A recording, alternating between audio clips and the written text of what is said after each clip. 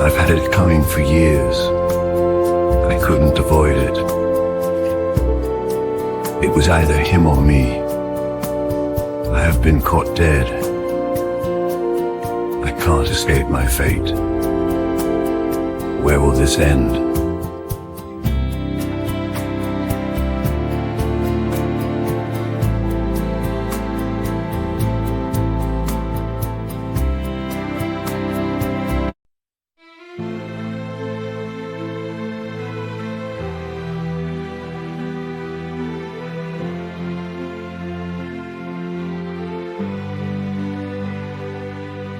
I've had it coming for years.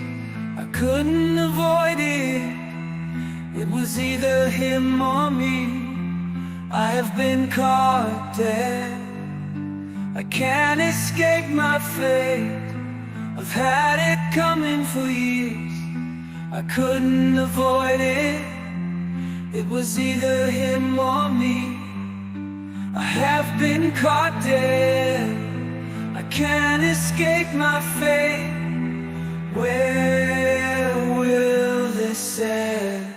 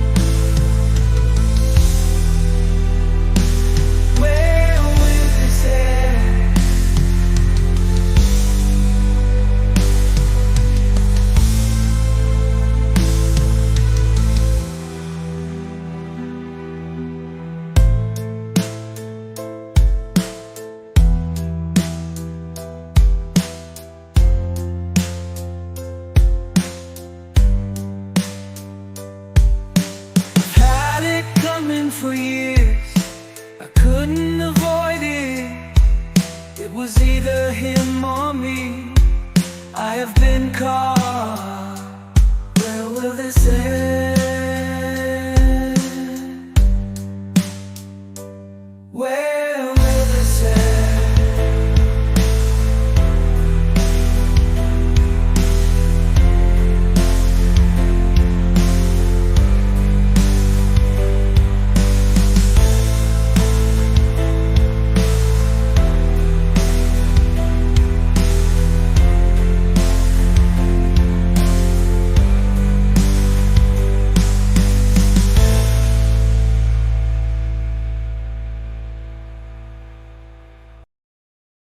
Magicians caught dead.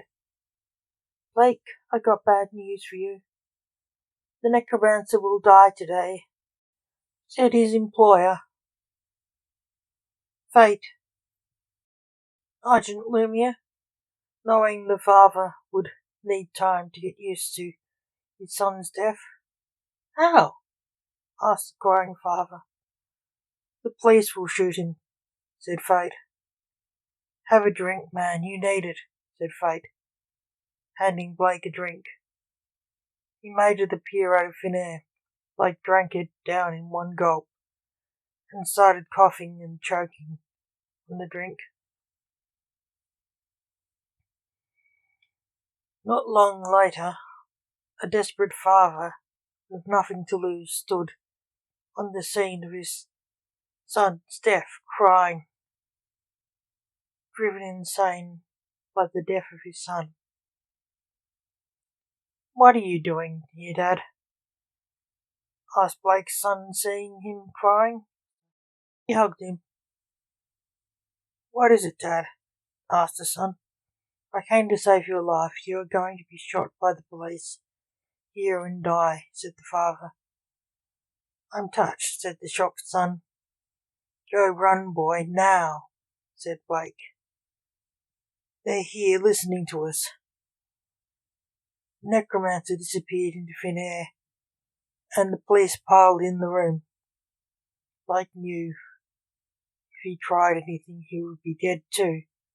Mortimer, don't move, or you're dead, said a policeman he recognised. His great uncle, Reynard or Simon. I will give up peacefully, said Blake, who looked human, and was masked. He was dressed in a black shirt and trousers, knowing he would be seen. He was disguised. At the police station he was unmasked and grilled. They fingerprinted him under guard and made him do a mugshot. Like a common criminal, they mocked him, saying, "Why so grim, Mortimer?" He was king of the Grim Reapers. He stayed silent, knowing they would soon know who he really was. When some fool recognised him. "How is Mortimer going?" asked Blake's great-uncle. "He's not talking. His mugshot's hidden in the police station," said a detective at the station, who was Simon's friend. "That's unethical," said Simon. "Have you seen it?" said the detective, showing it to his friend. "Oh my God, no, it's him," said Simon, recognising him. Simon stormed out of his office and found Mortimer sitting at a desk, the guard sipping a hot coffee. "Mortimer," snapped Simon. Mortimer looked shocked and ashamed.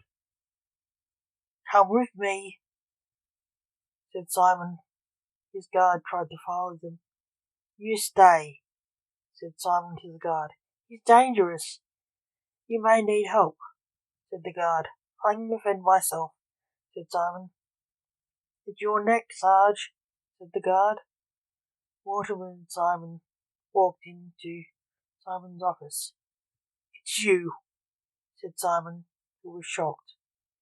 "I could deny it," said the contrite king of the dead. "Blake, why are you lying about who you are?" asked Simon.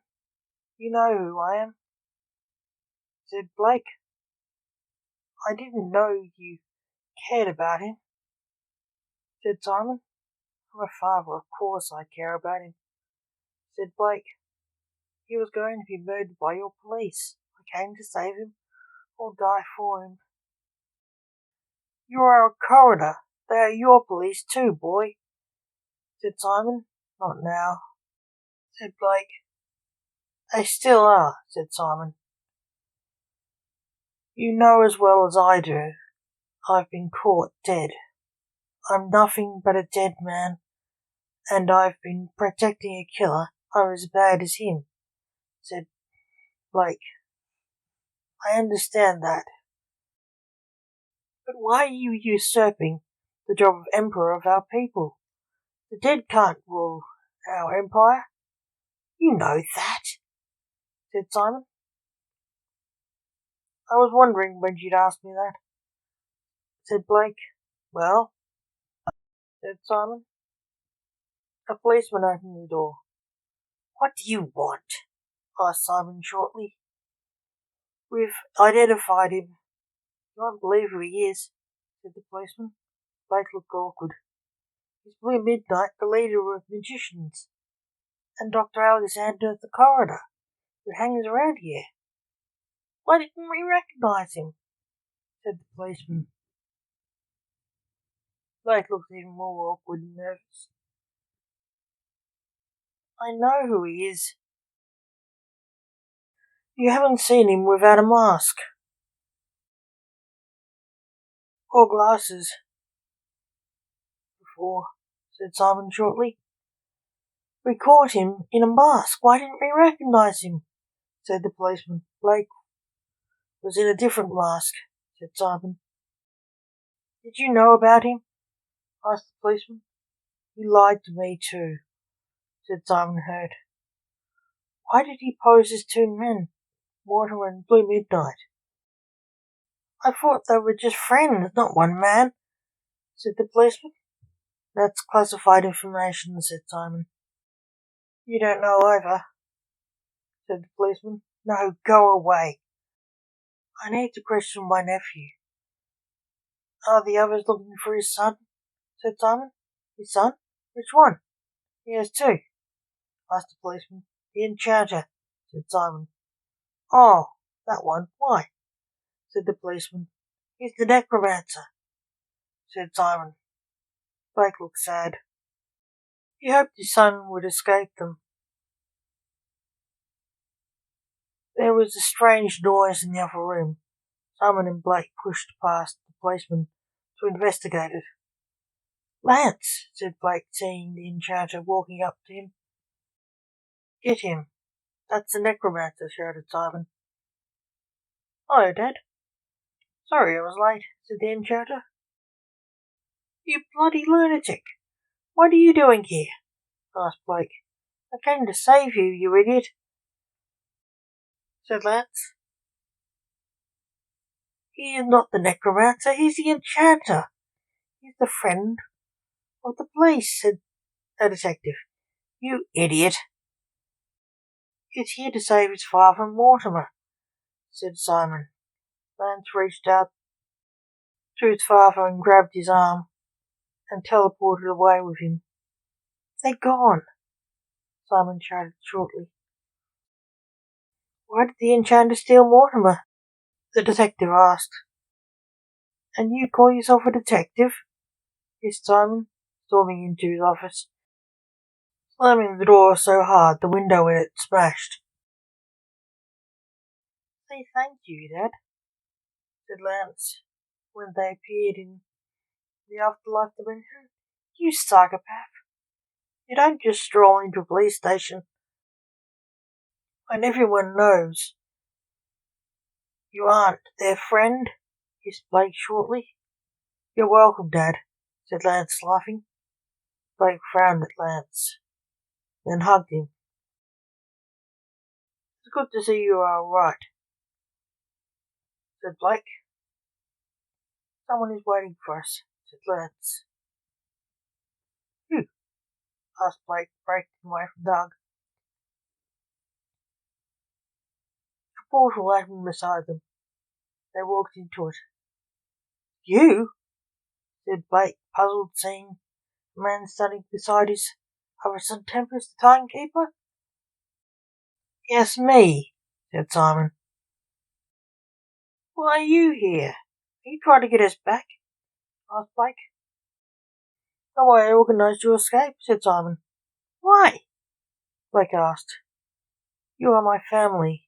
You may not be my leader, but I don't betray family, said Simon. I think we're here for a reason which is more than just a family reunion, said Blake. As always, you were right, Dad, said Tempest. Why are we here? Asked Blake. We are here to undo the past, said Tempest. How? Asked Blake, worried he'd have to lose Lance. Simon is going back to warn Lance and you away from the place you were caught, and Lance was going to die. So none of this will happen, said Tempest. Will we trust him? Asked Blake. We can, but hope. If not, we have all the time to fix it, said Tempest, chuckling. Go into the portal, Uncle Ray, said the timekeeper, pointing at a portal near them. Simon walked into the portal and was gone.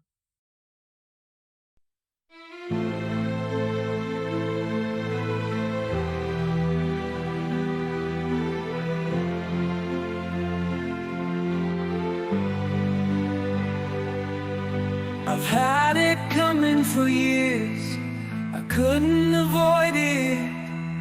It was either him or me, I have been caught dead.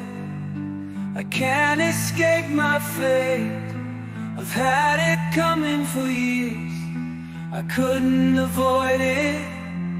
It was either him or me, I have been caught dead. I can't escape my fate. Where will this end?